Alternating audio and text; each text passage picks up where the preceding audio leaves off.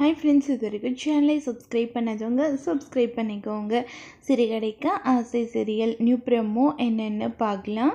மீனா ரொம்பவே ஃபீல் பண்ணுறாங்க. விஜயாவை நினச்சி விஜயா யோசிக்கிறாங்க.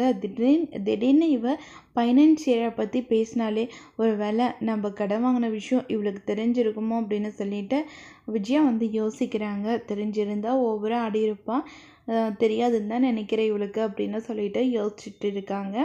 இன்னொரு பக்கம் பார்த்தோம்னா மீனா ரொம்பவே வருத்தத்தில் இருக்காங்க. அத்தை ஏதோ ஒன்று பெரிய விஷயம் பண்ணுறாங்க, அதை எப்படி தடுக்கிறதுன்னு தெரியல. எதுக்கு இந்த ஃபைனான்சரை சிந்தாமணியோடு போய் பார்த்துட்டு வந்தாங்கன்னு தெரியல அப்படின்னு சொல்லிட்டு யோசிச்சுட்டு இருக்காங்க. இன்னொரு பக்கம் பார்த்தோம்னா மீனா ரொம்பவே டென்ஷனாக இருக்காங்க ரோகிணியை நினச்சி. ரோகிணியும் ஒழுங்காக ஏமாற்றாமல் இருந்திருந்தால் இந்த வீட்டில் எல்லாரும் இன்னும் நிம்மதியாக இருந்திருப்பாங்க.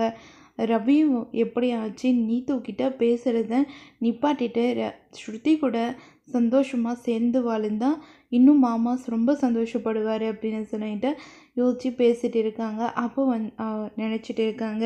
இன்னொரு பக்கம் பார்த்தோம்னா மீனா ரொம்பவே டென்ஷனாக இருக்காங்க. யார்கிட்டேயும் எதுவுமே பேசாமல் ரொம்பவே ஃபீல் பண்ணிக்கிட்டே இருக்காங்க. அதுக்கப்புறம் பார்த்தோம்னா மீனா ரொம்பவே யோசிச்சுட்டே இருக்காங்க. மனோஜை வச்சு ஏதோ ஒரு பெரிய பிளான் பண்ணுறாங்க அப்படின்னு சொல்லிட்டு யோசிக்கிறாங்க. அதுக்கப்புறம் பார்த்தோம்னா செல்வம் பணத்துக்கு ஏற்பாடு பண்ணிகிட்டு இருக்காரு. 5 லட்ச ரூபாய் என்னால் புரட்ட முடியலடா, ஏதோ கொஞ்சம் பணம் தேவைப்படும் இன்னும் அப்படின்றாங்க. உடனே முத்து சொல்கிறாங்க, நீ கவலைப்படாத, நம்ம சீக்கிரமாக எல்லாத்தையும் சரி பண்ணிக்கலாம், பணம் எப்படியாச்சும் ரெடி பண்ணிடலாம் அப்படின்னு சொல்லிட்டு முத்து சொல்கிறாங்க. அதை கேட்ட உடனே செல்வம் ரொம்பவே சந்தோஷப்படுறாங்க. நீ இருக்குன்னு ஒரே தைரியத்தில் அழுதாண்டா இவ்வளோத்தையும் நான் முயற்சி பண்ணுறேன் அப்படின்னு சொல்லிட்டு செல்வம் சொல்கிறாங்க. இதோட இந்த ப்ரோமோ முடியுது.